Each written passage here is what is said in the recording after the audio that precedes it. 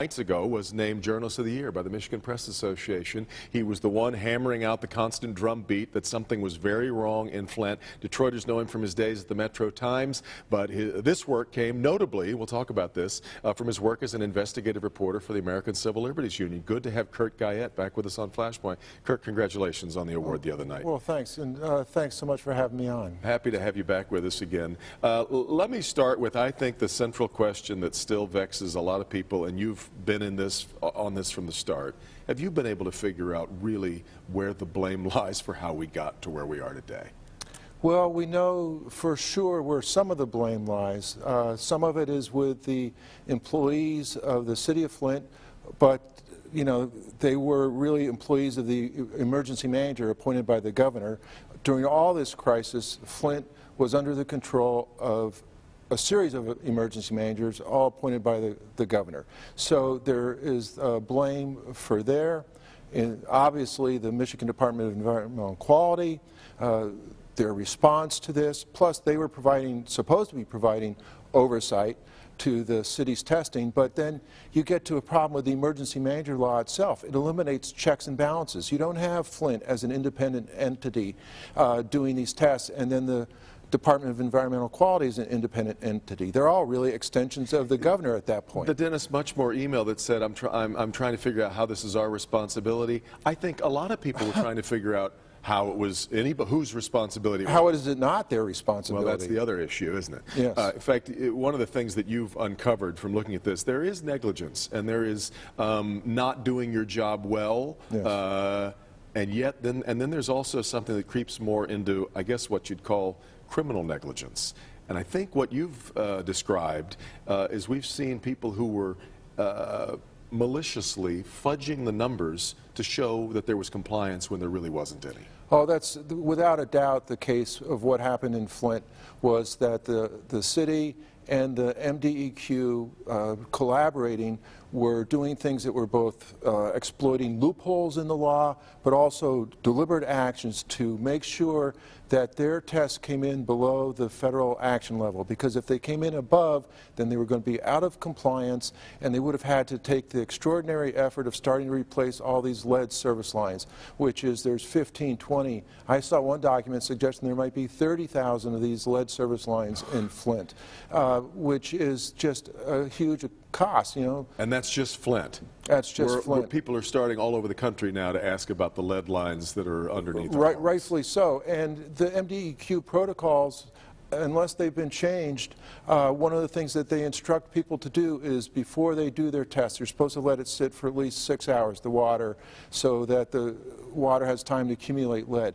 Their protocol is to instruct people to pre-flush their systems before they do that. So they're guaranteeing that it's the freshest possible water. Mark Edwards from Virginia Tech, one of the heroes in this, says no legitimate scientist looking for lead would instruct people to pre-flush. Miguel Del Toro of the EPA, another really the unsung hero in all this, was just outraged when he found out about the pre-flushing, that it's guaranteed to skew the results low. So that's going on throughout Michigan, and not the only state. Other states are doing that as well. Is this reasonable from the experts you've talked to think that we can recoat these pipes and that's going to be fine, or do we really need to think about an entire new set of infrastructure, new pipes?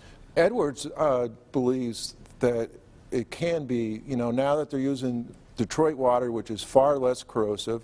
They're adding the mandatory corrosion control, which should have been used from day one in Flint, which started the but was problem. not. Right. Well, it was a combination. The river being so corrosive, you know, there's some question of how much they could do in the first place.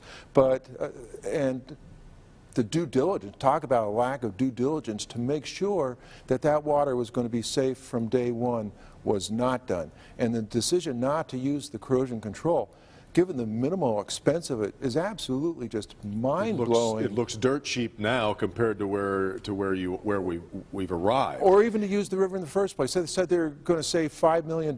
Now it's like, I don't think it's an exaggeration at all to say this is going to end up being billions of dollars. So to save $5 million, you know, between the infrastructure damage, the damage to the kids, what it's going to cost to special education, all these things, you know, it's insane. A lot really. of people have suggested that this is really a story about poverty, about minorities, that this wouldn't have been allowed to happen somewhere else. Is that your read on it? Well, we'll look at the cities that were taken over by emergency management, and the school districts, low income and majority minority.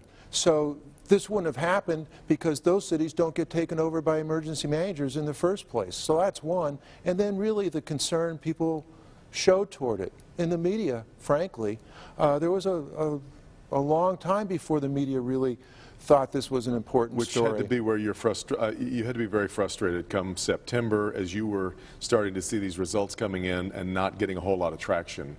Well, but one of the things that happened was that the independent test, like Edwards says, the most important thing, or the most dangerous thing, is not having lead in your water.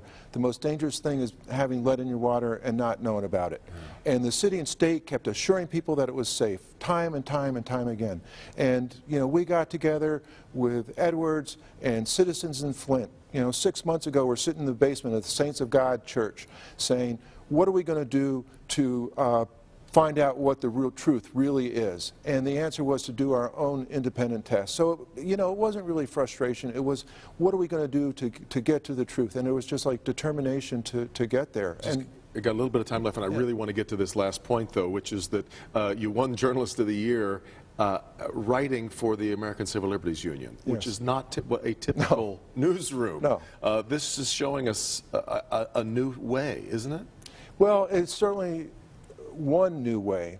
One of the reasons that they did this was because they saw what's happening to investigative reporting. When corporate media cuts back, investigative reporting is often the first thing on the chopping block because it's the most expensive. True. Yeah, it is. But we know it's true. Yeah. And so they saw this void and they thought, how can we do this? And they got a grant from the Ford Foundation and hired me to see where it would lead. And we never thought it would lead to uncovering a lead and water scandal, but that's where you go, where the story takes you.